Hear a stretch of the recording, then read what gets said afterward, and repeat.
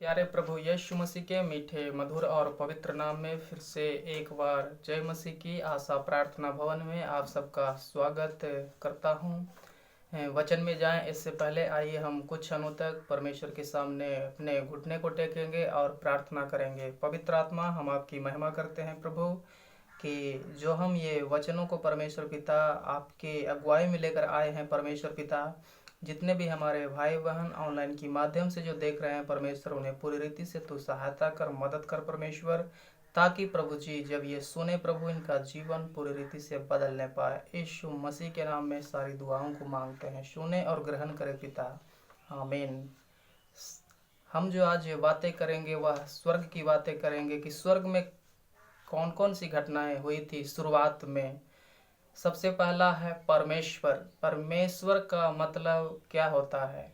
परमेश्वर हम किसको बोलते हैं? परमेश्वर जिसने सब कुछ सृष्टि किए हैं उसे हम परमेश्वर कहते हैं। जिसने सब कुछ को बनाया उसे ही हम परमेश्वर बोल सकते हैं। सब कुछ मतलब कुछ भी चीज़ आ गया संसार में, जितने भी प्राकृतिक से जुड़े हम जो देखते हैं वह सबको परमेश्वर ने ही बनाया।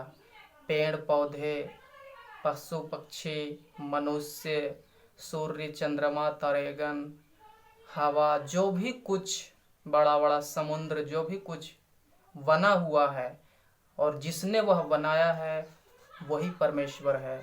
दूसरी बात है, हमारा हाथ से जो कुछ बनाया जाता है या बनाया जा रहा है उसे हम लोग परमेश्वर नहीं कह सकते। क्यों? क्योंकि परमेश्वर ने हमें और आपको बनाया है। हम परमेश्वर को नहीं बना सकते क्योंकि परमेश्वर ने हमें बनाया है, हम परमेश्वर को नहीं बनाए हैं।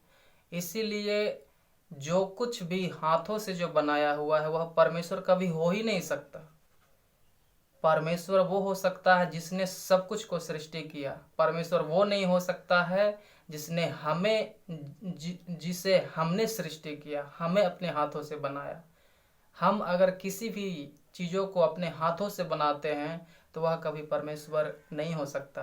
परमेश्वर वही हो सकता है जिसने सब कुछ को अपने हाथों से रचा। और जो परमेश्वर हम लोगों को सृष्टि किए हैं, हमें और आपको बनाने से पहले स्वर्गदूतों को सृष्टि किए हैं। परमेश्वर ने हमें और आपको बनाने से पहले या संसार को बनाने से पहले, दुनिया में जो भी कुछ हम देखते हैं उसको बनाने से पहले स्वर्ग में परमेश्वर ने स्वर्गदूतों को सृष्टि किया है।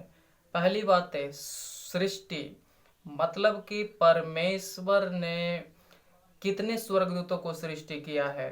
अगर हम वचन में देखें प्रकाशित वाक्य उसका 5 अध्याय उसका 11 वचन में, तो उसमें इस प्रकार से लिखा है, जब मैंने देखा, यूहन्ना जो परमेश्वर का दास है वह दर्शन में देख रहा है, तो उस सिंहासन और उन प्राणियों और उन प्राचीनों के चारों ओर बहुत से स्वर्गदूतों का शब्द सुना, जिनकी गिनती लाखों और करोड़ों की थी।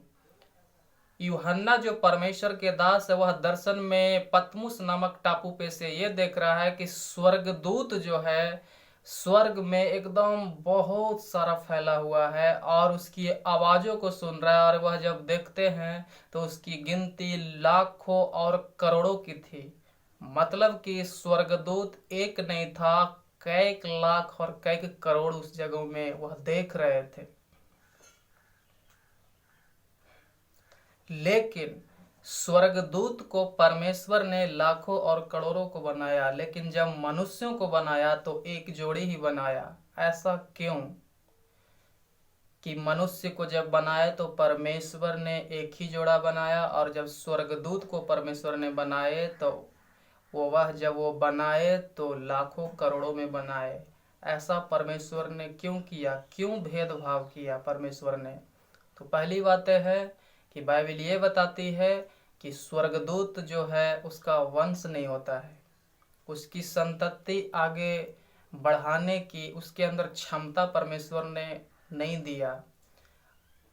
स्वर्गदूतों के अंदर वो क्षमता नहीं है कि वो वंश को चला सके, वंश को बढ़ा सके। नहीं उसमें शादियां होती है और नहीं वो वंश को बढ़ा सकता है, क्योंकि वो क्षमता उसके अंदर परमेश्वर ने नहीं दिया।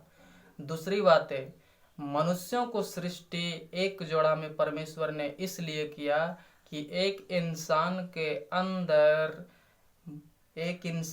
अंदर मनुष्यों को पैदा करने की क्षमता है। आज उसका परिणाम देख रहे हैं कि परमेश्वर ने आदम और हव्वा को इस संसार में रचा, इस दुनिया, इस पृथ्वी पे बनाया, और उसी का परिणाम है कि आज पूरी दुनिया में इतना सारा लोग है। तो ये हम समझेंगे, पहली बात है। और अगली बात है कि जब परमेश्वर ने लाखों करोड़ों स्वर्गदूतों को बनाए, तो परमेश्वर ने उस पूरे स्वर्गदूत को 3 ग्रुप में बांटे। पहला ग्रुप लूसीफर का ग्रुप, लूसीफर के साथ कई करोड़ स्वर्गदूत था। दूसरा ग्रुप मिकाएल का मिकाएल के ग्रुप में बहुत सारा, मतलब करोड़ों स्वर्गदूत, कई करोड़ स्वर्गदूत इसके साथ भी थे। जिब्राइल स्वर्गदूत, उसके साथ भी बहुत सारे स्वर्गदूत थे। तो लूसीफर का ग्रुप, मिकाएल का ग्रुप और जिब्राइल का ग्रुप। लूसीफर का ग्रुप में कई करोड़ स्वर्गदूत थे, मिकाएल का ग्रुप में कई करोड़ स्वर्गदूत थे, और जिब्राइल के ग्रुप में कई करोड़ स्वर्गदूत थे। ये तीनों के ग्रुप में अलग अलग परमेश्वर ने जब बनाया था तो अलग अलग वह बांटे थे। लूसीफर का क्या काम था? लूसीफर का काम था कि लूसीफर और उसके जो दूत उसके ग्रुप में थे, उसका काम था कि स्वर्ग में वो लूसीफर और उसका ग्रुप पूरे स्वर्ग में वह आराधना करे। परमेश्वर ने उसको सिर्फ और सिर्फ इसलिए रचा था। दूसरी बात है, मिकाएल को परमेश्वर ने इसलिए रचा कि वह युद्ध करे। दूसरी बात है, जिब्राइल को परमेश्वर ने इसलिए रचा था कि वह अच्छा संदेश को दे। ये तीनों को परमेश्वर ने अलग अलग ग्रुप में बांटे, और अलग अलग ग्रुप में बांटने का मतलब ये है कि अलग अलग जब वह ग्रुप में बांटा गया तो अलग अलग परमेश्वर ने उसे काम भी दिया। लेकिन कई के समयों तक लूसीफर और उसके दूत परमेश्वर से आराधना करता रहा। लेकिन लूसीफर के माइंड में क्या आया, ये वीडियो को देखने के लिए आप हमारे चैनल को सब्सक्राइब करें। और जब ये वीडियो जब आप देखते हैं, जब ये वचनों को सुनते हैं, तो आप समझने की कोशिश करें लूसीफर और उसके ग्रुप के लोग परमेश्वर के साथ क्या किया। ये अगला वीडियो में हम आपसे बातें करेंगे। तब तक के लिए आप सबको जय मसीह की।